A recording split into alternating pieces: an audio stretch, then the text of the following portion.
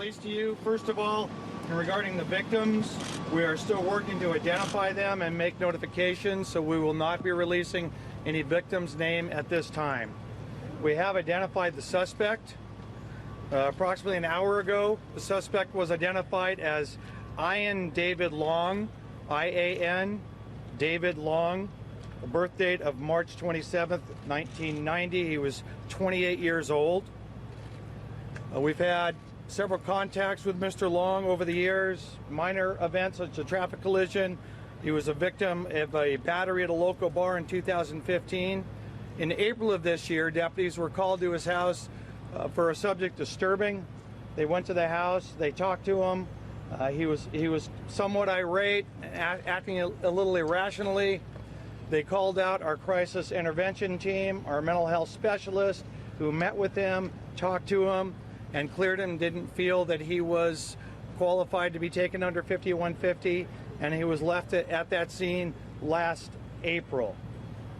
Deputies are at the house now. They have secured the residence, and they're seeking a search warrant to do a thorough search of the house. The weapon used in this horrific shooting was a Glock 21 .45 caliber handgun. The handgun is designed to hold, in California, 10 rounds and one in the chamber. This weapon did have a extended magazine on it. We do not know at this time how many rounds were actually in the weapon or how many rounds the magazine could actually hold, because it's still being processed as part of the evidence. I'd be happy to answer any questions you might have. Possible motive at this point? Yeah, we believe that's the only weapon that was used, was that handgun. Do you know why he did this, sir? Why he did this? We don't. Oh.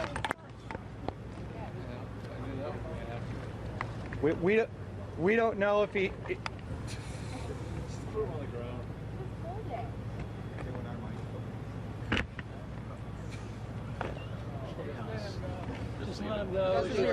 Sorry. We don't know if he reloaded his weapon or not. We're still interviewing witnesses. There's not necessarily indication that happened. It appears he walked up to the scene. He shot the security guard that was standing outside. He stepped inside. It appears that he turned to the right and shot several of the other security and employees there, and then began opening fire inside the nightclub.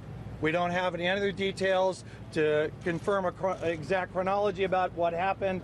We will provide that to you as we bring all of our witness statements together, and we feel more comfortable about talking about that. Do you have any idea of a motive? We have no idea what the motive was at this point.